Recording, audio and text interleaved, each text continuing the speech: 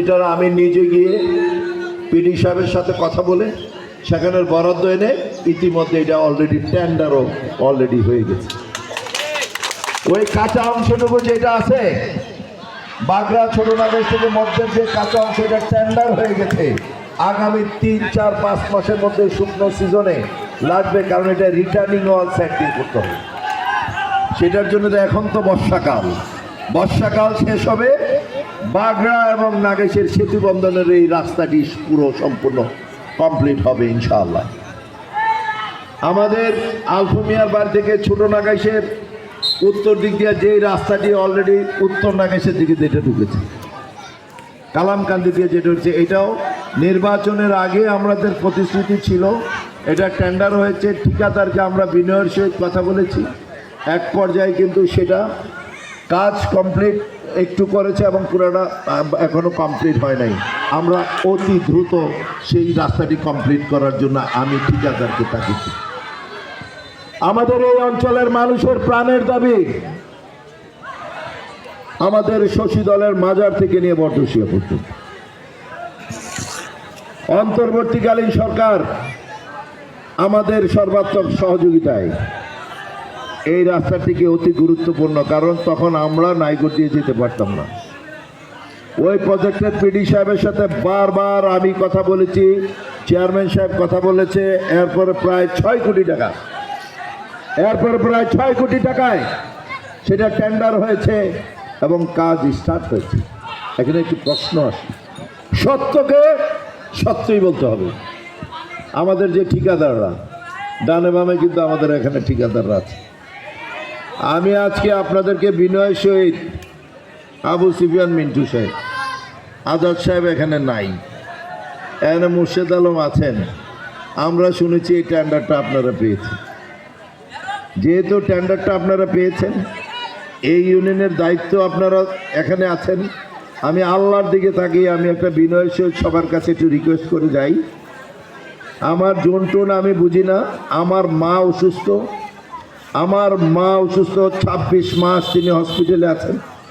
আমার এই অসুস্থ মাকে আপনারা গালিটা খাওয়াবেন না, এটা আপনারা বুঝা নিলে নিবেন। আদারওয়াইজ এতগুলো মানুষের সামনে আমি বলে গেলাম, এই কথার পরে যদি অতি দ্রুত যদি এটা কাজ না হয়, আমি এই এলাকার সংসদ সদস্য হিসাবে, আমি দল মত নির্বিশেষে মানুষ আমাকে ভোট দিয়েছে, তাদের পবিত্র আমানত রক্ষা করার জন্যে আমি ওই টেন্ডার প্রয়োজন বসতে আবার ক্যান্সেল, আমি এই জন্য আগেই ক্যান্সেল করে দিতাম। কেন করি না? তাহলে আবার নতুন রিটেন্ডার হবে, আবার ওয়ার্ক অর্ডার হবে, আবার আমরা মিনিমাম 1 বছর আমাদেরকে পিছাইতে হবে।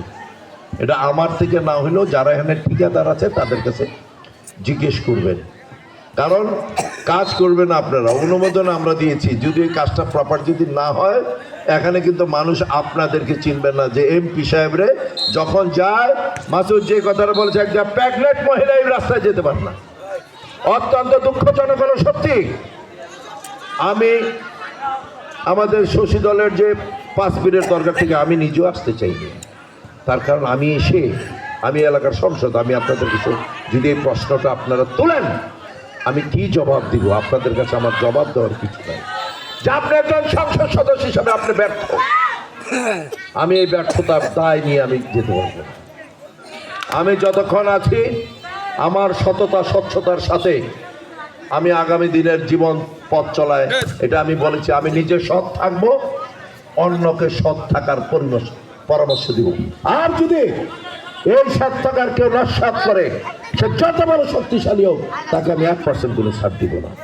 আপনারা মনে করবেন না জসিম সাহেব এবার আসছে, আগামী দিনও ভোটের জন্য আসবেন, আপনারা ধরবেন, ভুলে যান।